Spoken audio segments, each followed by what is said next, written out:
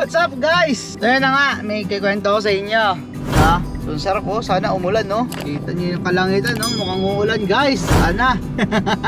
So yan na nga, yung last vlog natin guys, di ba masama yung pakiramdam ko. So tumuloy siya as lagnat. My God, nakakalungkot guys. Kaya sabi sa akin, try siya nung minsan.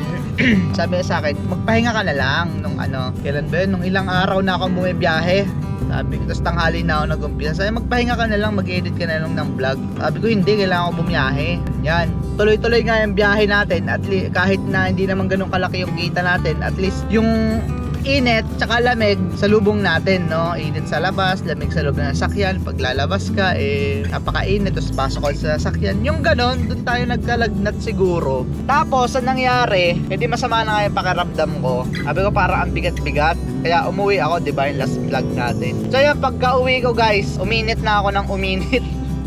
Nilagnat ako. 3 days akong hindi nakabiyahe. So ngayon Monday na. So Friday tayo nun, Friday, Saturday, Sunday. Sunday medyo okay na ako, pero sumasakit-sakit pa din yung ulo ko, kaya hindi na ako bumiyahe. Pinahinga ko na muna. So yun yung kahalagahan siguro. Hindi siguro. Yun yung kahalagahan ng pahinga guys, no? Huwag mong antayin na magkasakit ka bago ka magpahinga, katulad nung nangyari sa akin, no? Kasi 'di ba tuloy-tuloy na biyahe natin araw-araw, kahit na hindi naman 12 hours, hindi tayo 15 hours bumibiyahe, at least araw-araw na minimum ng 8 hours, ano? So wala tayong pahinga, para naka-straight ata tayong 7 days or 8 days doon na araw-araw. So yun, binawian tayo ng katawan natin, yun na nga yung sinasabi ko. Or mahina lang talaga yung katawan ko, or sobra nga lang talagang kainit guys. So yun lang yung lesson ko dito, na kapag yung katawan nyo ay humingi ng pahinga, kumbaga naramdaman nyo na kailangan yung ipahinga yung katawan nyo, is ipahinga nyo na guys. Kasi masama yung bawi nyan. Imbes na mag rest day lang ako ng isang araw, pahinga lang ako ng isang araw, kasi di ba kailangan natin lahat ng pahinga. Yun, naging 3 araw yung hindi natin nakabiyahe, naging 3 araw yung pahinga natin kasi nga may sakit na tayo. So sayang, imbes na sa isang linggo mamahinga ka ng isang araw or 2 araw, so maximum ko na yung 2 araw kasi kagustuhan kong kumita dahil sa hina ng biyahe, naging 3 araw yung pahinga ko. Kaya pinaka dyan, maganda ay magpahinga ka talaga at least once a week sa pagbibiyahe, kaysa naman matenga ka ng ilang araw sa pagpapagaling, no? So yun mga kawasak, yun lang yung lesson ko dito, no? Hindi naman masama magpahinga kahit isang araw sa isang linggo. Yun nga lang, pag hindi mo talaga pinahinga yung katawan mo, inabuso mo, kasi syempre kaya mo at inabuso mo, ayun, may kalalagyan ka talaga. Imbis na isang araw lang yung maging pahinga mo, isang araw lang yung hindi mo na ibiyahe, naging 3 araw yun sa akin, di ba? Ngayon, hindi pa nga totally 100% na okay ako, pero kailangan ko na no? Kasi anong petsa na, magpapa-maintenance pa tayo sa isang araw. Sila mga kawasak, so di pa ako nag-online at magkakape muna ako at magmimerienda, no? So May 10, meron tayong Argela papunta ng PITX guys. Yung mga tropa kong Bicolano, mga tropa kong taga Bicol is uuwi ng Bicol sa May 10. So hatid ko sila from here sa Cavite papunta ng PITX sa Parañaque. So mga kawasak, may booking na tayo papunta ng Imus, Cavite. Ginaldo Highway lang naman, no? Pwede na, unang booking guys, 326 pesos. Almost kalahating oras din tayo nagantay dito, no? So ihi muna ako guys.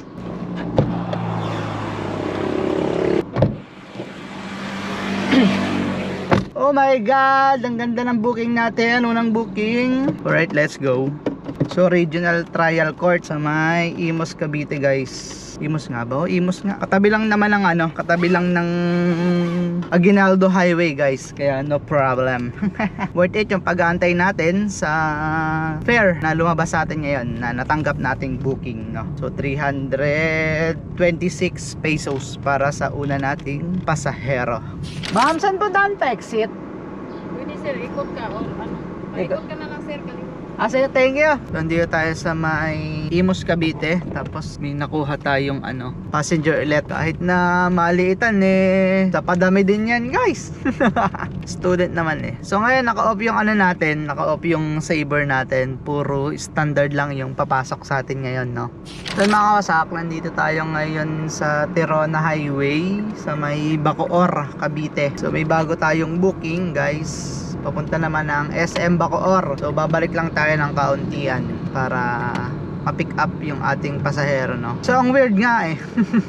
Mas malapit na ako sa drop off kaysa doon sa pick up ng ating pasahero. Pero okay lang yan. Kano din to? 80 petot guys. Pwede na yan. So ang tagal kong hindi din nakapunta dito sa Bacoor, no? Bacoor Imus. Ay, Imus madalas. Pero sa Bacoor, no? So, ngayon lang ulit. So, may dumating ngayon ng booking papuntang Pasay. Kaso nga lang is naka-student. So, di natin kinuha. Alam niyo naman, di tayo nagpupunta ng Manila. Na NCR. Tapos, ngayon, may dumating naman kasunod ng booking. So, magkano lang kasi 250. O, tapos yung dumating na booking ngayon, papunta lang ng SM. Lapit na lapit. 80 pesos lang. Dito ka na.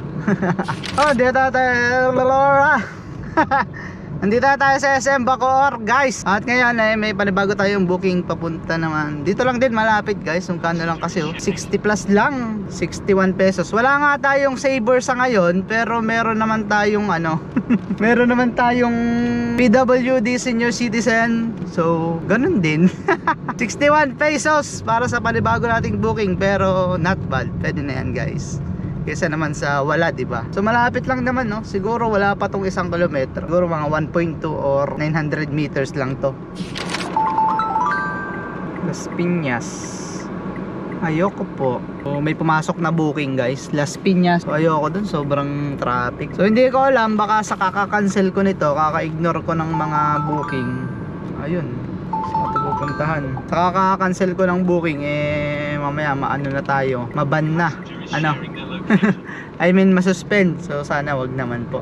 So panabago tayong booking papunta na yun, pabalik ng way pa Dasma. Parang Imus na to, guys. Parang papunta na tong Imus. Ay, oo nga, kung saan ako dadaan pabalik sana is doon tayo nagkaroon ng passenger, no? Yung mga jeep talaga kung saan kanto doon nagbababa ayaw man lang una-una naman ng konti para yung mga way na nasa likod is makapasok ka agad. Ay, tapos ganyan, ayaw nila ipa-pace out yung mga jeep. Tapos nagbababa sa no unloading and loading, diba?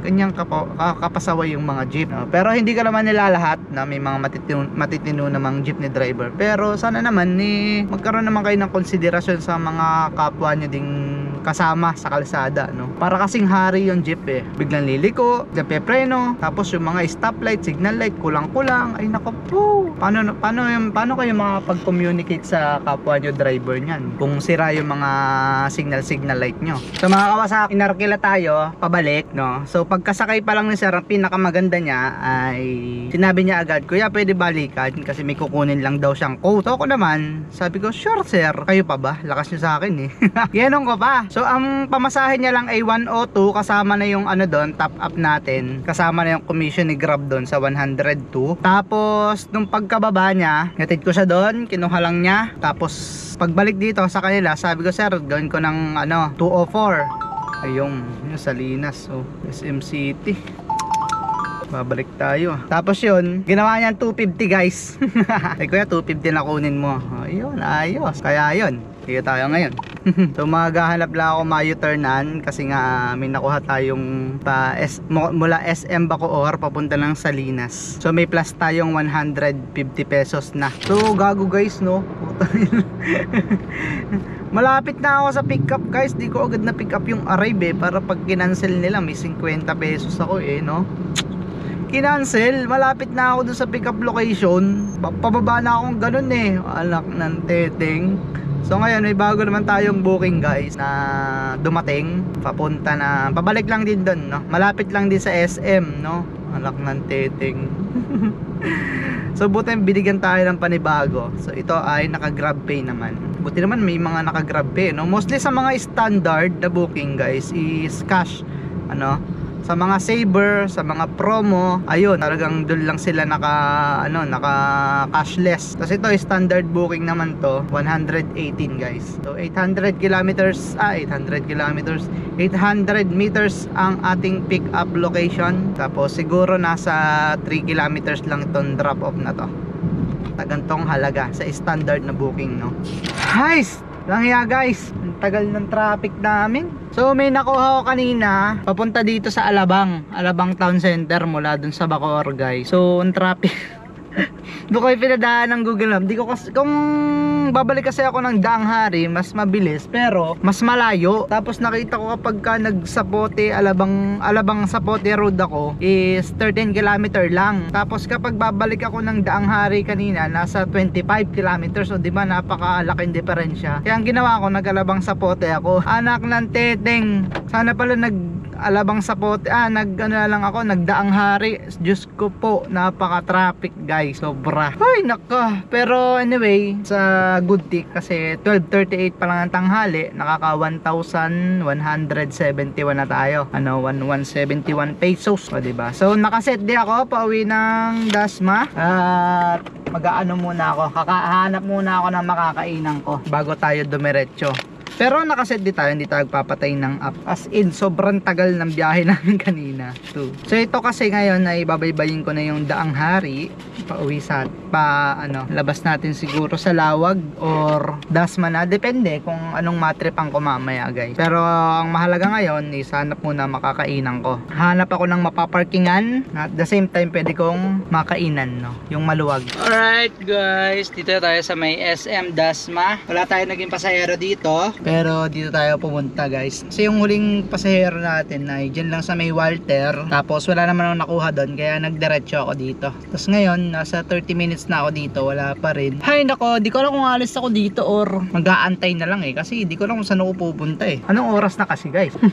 So sa Wednesday, ngayon ay Monday no. Sa Wednesday ay tayo ay magpapa PMS dito sa Rapid. Dito sa may Dasmariñas. 3.5 lang oh. Maganda na yung inclusion niya. Engine oil, oil filter, engine flush, brake fluid, and coolant top up, air and cabin filter cleaning, engine cleaning, brake clean and adjust, brake paste, general major check up, and labor. Sa halagang 3,450 para sa fully synthetic. So fully synthetic ang ating papalagay dito guys kasi araw-araw nating gamit eh. So tinanong ko naman sa kanila ano ba yung mas the best. Syempre yung pinakamahal. Mas the best sa everyday use, sa daily use na sasakyan, lalo na pang Grab is fully synthetic daw, no? So bagay pwede na yun. So di ko pa pala natitingnan yung yung nilagay nating oil dito dati. So 0W something. Ayun ha. Tingnan ko muna guys bago ko sabihin doon kung ano yung langis na ilalagay. So ngayon ay nandito tayo ngayon sa Noveleta. Oh, magkano kinita natin? 2,085 pesos. 11 bookings guys. So sa 2,085 may plus 150 tayo 2,085 plus 150, 2,235 guys, no? Ating kinita ngayong araw. So hindi ko na targetin yung 200 pesos para sa sa incentives kasi hindi ko naman alam kung makukuha ko din yon. And then ngayon mas malapit kasi to sa Gentry. So puntahan ko na lang si Tricia ngayon, no? Kung wala tayong makuhang pasahero. So lang guys. So ngayon hanggang dito na lang muna kasi ayoko magpagabi guys kasi nga baka mabinat pa tayo. So dahilan ng tamad, no? So hindi naman. So ayoko lang magpagabi ngayon kasi nga syempre may bukas pa naman eh. So ang gagawin ko ngayon ay sundin ko na lang si Tricia sa kanyang kanyang company kasi dito guys sa Noveleta, Tansa, yan Naik o kaya sa Murin 13, maunti lang yung booking, no, ng Grab. So hindi tayo agad-agad nakakakuha ng mga booking dyan pag napapasyal dyan. Kaya ang gagawin ko na lang ay umuwi na lang, no, kesa naman na magantay tayo dito hanggang gabi, wala tayong papala dito, no. Although meron dito, kaso nga lang hindi naman ganun kadami, no. Subok ko na yung Noveleta na to, no, kasi nakapaghatid na tayo dito ng madaming beses. So far hindi pa tayo hindi pa tayo nakakakuha dito ng pasahero. So yun lang mga kawasak. So hanggang dito na lang tayo at mahaba-habang baybayin to uwi, no. So traffic pa dito. Kailang alas 4:37 ngayon. So 9 hours tayong bumiyahe ata. So hindi ko sure. Hay nako, pagka galing ka talaga sa bakasyon kaya sa pahinga nakakatamad talaga bumiyahe. Yan lang, see you tomorrow guys. And sa Makalwa, magpapa-change oil tayo. Hindi tayo bibiyahe. And then Holy Week na ang biyahe natin.